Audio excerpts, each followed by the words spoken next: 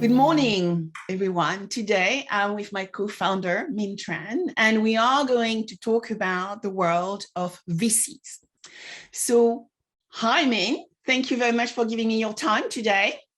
Hello, Sabine. Very good to be here. And I think it's important to say that we know each other for a long time, at least 3 to 4 years. Yes, I came across your path when I was at AXA and probably almost 10 years now. So yeah, good to go together finally. Yes.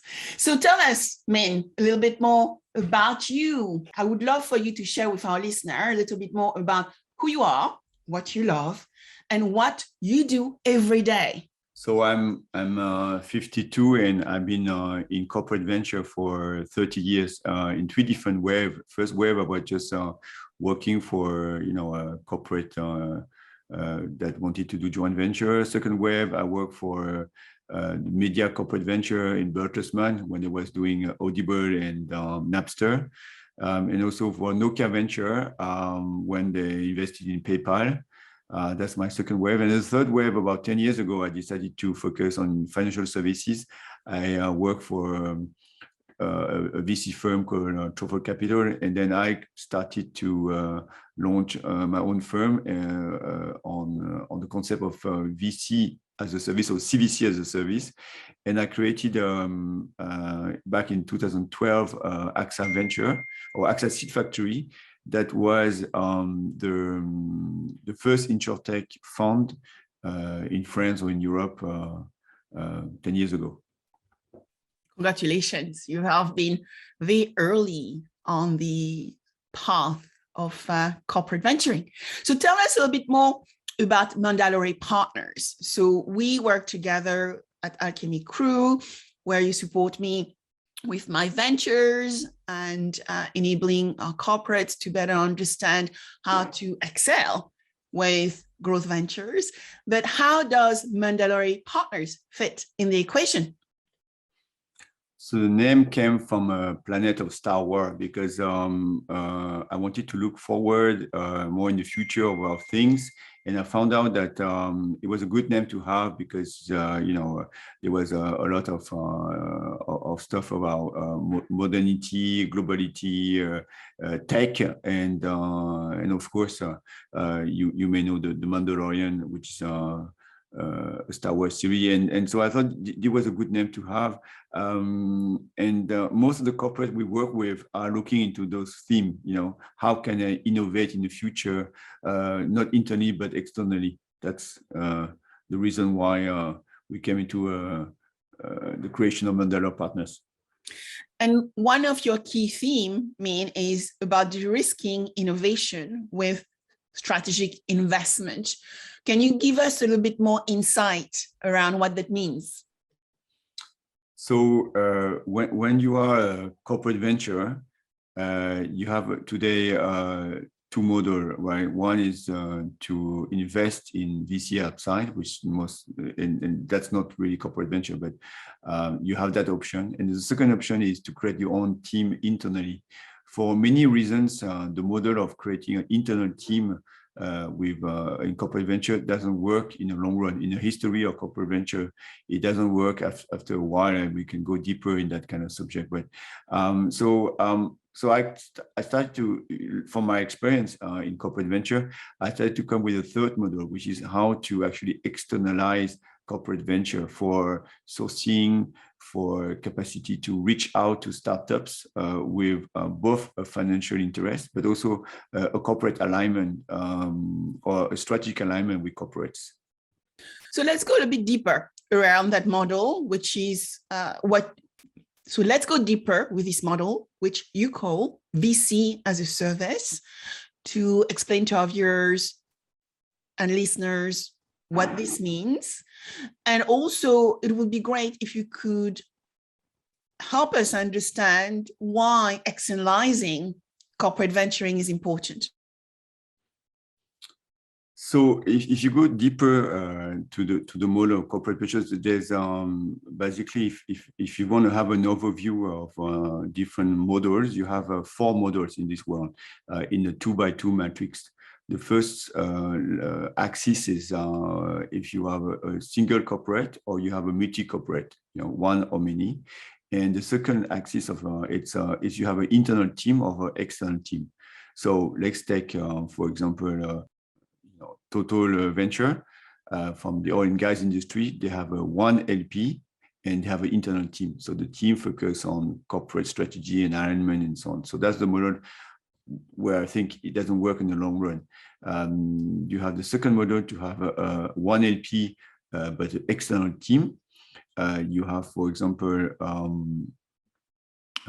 Nokia Venture, it's one LP, the team is actually external, structures an LP. I think AXA as well is one LP and the team is in the management company.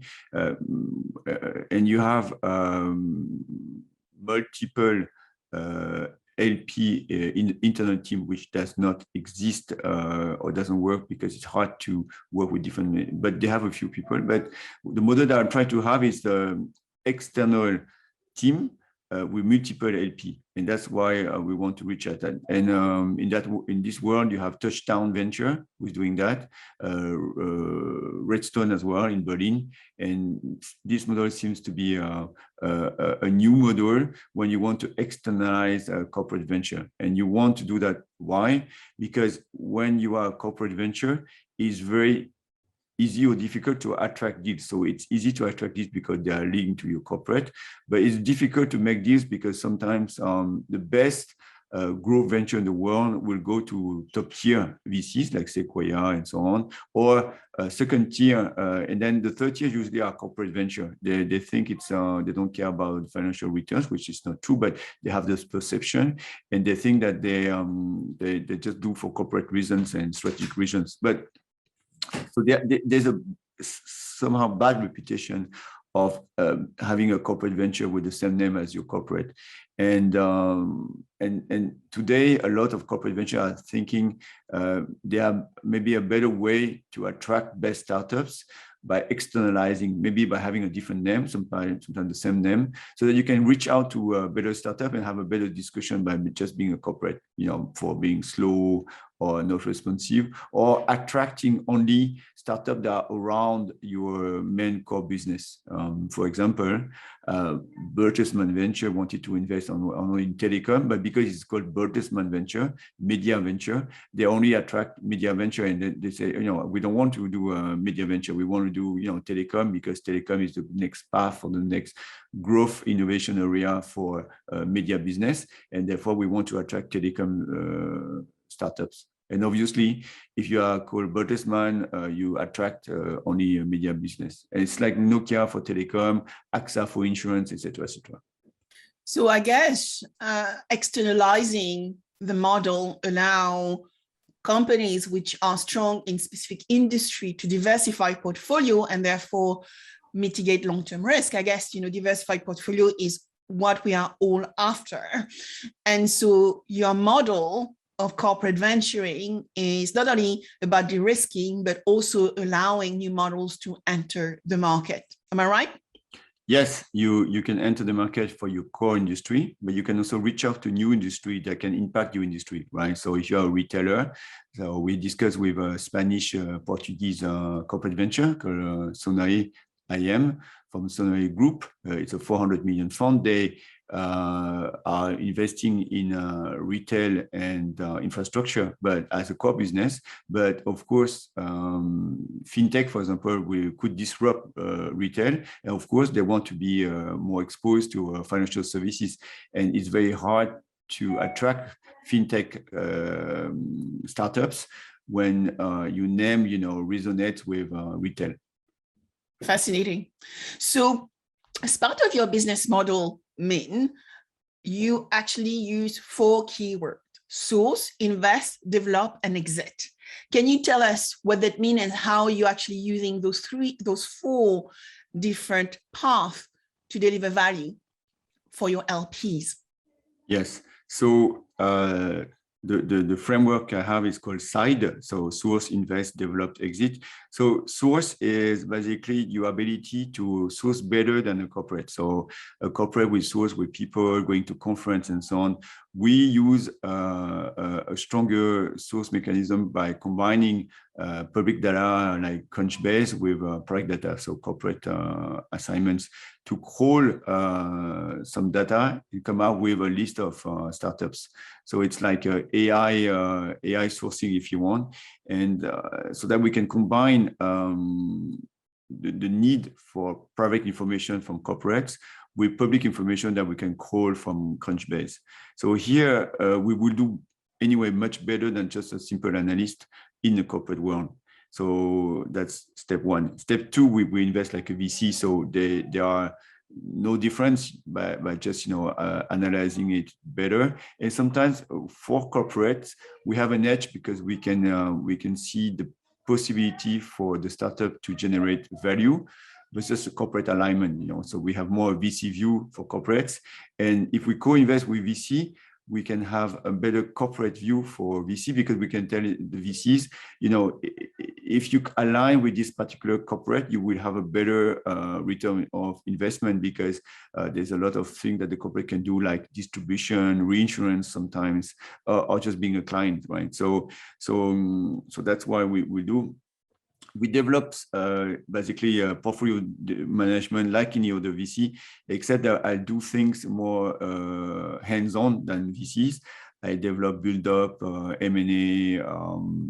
Sometimes I create funds or reinsurance captive for insurtech startups, things that a VC would not do because it would be stuck in investing in equity, while I can invest in the startups and also create alternative funds, right? So I can invest in a insurtech or can invest in a fintech, for example, that can do loans to enterprise, and I can at the same time create a debt fund that can deploy on the platforms. And usually a VC will not go to develop a debt fund.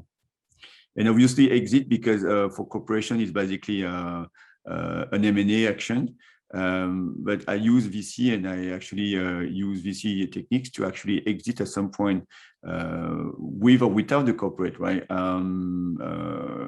In that way. So I usually try to return the capital, and therefore use IPO, trade sale, and so on, build up to exit, which is sometimes not the main priority for corporate when they invest in the startups. Yeah, and I think it's important to also highlight why our models becomes really strong together, because when you look at corporate venturing, and sometimes corporate venturing is getting a bad reputation because corporations which are entering the funding journey have to become closer to a VC mindset, and it doesn't happen overnight. And they also need to make sure that they recruit externally entrepreneurs, financiers, industry experts to start building a portfolio which is going to yield return for their shareholders, which is often the HQ. But where our two model becomes really, really symbiotic is when you look at strategic return, I do a lot of the upfront work, and we get a lot of the big themes and big problems from the insurance companies we're working with, which allows us to source amazing companies, to solve for those problems, identify growth opportunities for partnership and investment. And then it's where you come in, where we can actually help our partners to do investment better, to use expertise, and then develop the right framework to hopefully exit financially in the future. Yes, absolutely. My model doesn't cover the problem solving from insurance, for example. So I don't spend time to discuss about what is the next area of innovation, where do you invest, what kind of growth venture should you think about. So the framework of Academy, which is tech plus unfair advantage towards growth venture. I have the tech, but I don't necessarily know the unfair advantage, and I don't necessarily know when is the growth venture. So when the growth venture is clearly identified, then that's fine, because that's great, because I can actually apply my model, source, invest, develop, exit in a most faster way. So when you look at your tech, because you use a lot of tech as well. And you build your growth portfolio, Min. How do you select the themes? Because I'm sure your, your partners, for those you are investing for, share with you problem statements. So it would be great if you could actually share some of those with us and where you see disruption coming as you talk to your LPs. So back in 2008, I worked in fintech after the crisis, and usually the insurance business have a cycle of 5 years behind banks. So naturally, back in 2012, I worked in the insurtech. But the insurtech, so the insurance people have a lot of assets to invest, and naturally, from insurtech, I moved to asset management tech, which has ways to better collect or invest and so on. And within asset management, there's different asset classes. One of the biggest assets is real estate. And naturally, 5 years later, back in 2018, I look at prop tech, so technology that invest property management or real estate, so real estate or prop tech. And nowadays, insurtech, prop tech, asset management tech, we discuss a lot about wealth tech or saving tech, whatever you want to name it, because people with COVID have some saving, they want to deploy, access new asset classes with impact. And so therefore, there's a new emerging theme around asset management and wealth tech combined.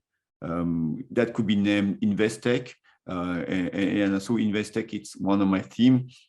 For example, in InvestTech, you have as a subcategory decentralized finance. So basically, how to use blockchain to cut the middleman in all kind of business, especially marketplaces. So one thing you're actually highlighting is there's a lot of blurred lines. Even when we look at insurance tech or tech for insurers or insurance, the insurance market, what we find is there's always a bit of a blurred line between fintech, wealth tech, and insurtech. And then when we actually, because insurance touches everything, a lot of our work will include, looking for autonomous driving. It will include looking at smart building and smart homes. It will include looking at the future of energy and even looking at ESG and sustainability. So one key thing which is also important to highlight is when we look at success, we have to recognize that there is a lot of blurred lines among the sectors we are serving. And so therefore, it's not just straightforward insurance tech in my case, and in your case, prop tech or real estate tech, right? Absolutely. And that's why when we talk to corporate, when they're looking into insurtech and they want to be exposed to other tech, it's good that an external model can help you to access those industries where you have or you have not an expertise. So today, with the insurance business, I have 3 I, insurtech, invest-tech, and impact tech, which basically cover, the key theme, my next key themes for search and investments. So you mentioned impact tech, for instance, which gets us into, sustainability potentially. Yes. So when you look at the world of sustainability, how do you look at it today, Min? So, I looked at, ESG and so on, but very quickly I came to the conclusion that there was no, despite different E, different S, different G, there's no one common denominator for impact measurement. So in impact tech, I focus more on marketplaces, decentralized finance, as you know, but also I focus a lot of work on where to invest to have the best impact tools or impact platform to do measurement. When you do in private equity, how to measure, when you do in real estate and so on, how to measure. So impact scoring, measurement, index, fund, and so on, it's quite a topic of interest. So that's more or less my next investment thesis, how to invest in tools or platform that can measure the impact of a company, public or private. And, there's a company called Clarity outside AI that I looked at a few months back, and they got a big investment from BlackRock. So that shows that I'm not the only one looking at that. Yeah, certainly. So my next question is, based on your 30 years of experience, Minh, how do you identify sustainable growth ventures? So what are the criteria you look for? So when I look at the growth venture, like in EVC, I will look at the framework for Bell-Manson, which is whether the market is big and deep and growing, whether the product fits the market from MVP to a full beta version. What's the business model, the business plan, the unit economics, and what are the teams. So that's very much the 4 dimension that a VC will look at it. Because I do VC as a service for corporates or CVC as a service, I look also at the 5th element called the leverage with the corporate, which could be interesting to accelerate the startup or the valuation of startups. In the insurance business, for example, there are 3 levels of corporate leverage. The first is no-brainer, is that the insurance is the customer of the startup, right? So corporate client. The second one is the partnership for distribution. The insurance partner with the startups to distribute the technology going forward in the services and new insurance. And the third one is the startup wants to introduce a new insurance product, and they need reinsurance capacity. And therefore, this is a very particular thing that I do, so that I can work on that particular point as well when startup use the business model of a broker or and become an MGA. So that's something that we've seen more and more. The birth of MGAs from the startup world. Fascinating. So what are your last words of wisdom, Minh, for our listeners? Well, I keep it summarized in one sentence. It's not because it's hard that you don't do it, it's because you don't do that it's become hard. And therefore, for corporate, I find it hard to do CVC. It becomes harder if they don't actually, they're stuck in the internal model. And today there's, you can do on the shelf CVC as a service, because you can actually start within a few weeks, use CVC, with no internal constraint. Thank you, Minh. Thank you for your Thank you, Sabine. words of wisdom. Until next time.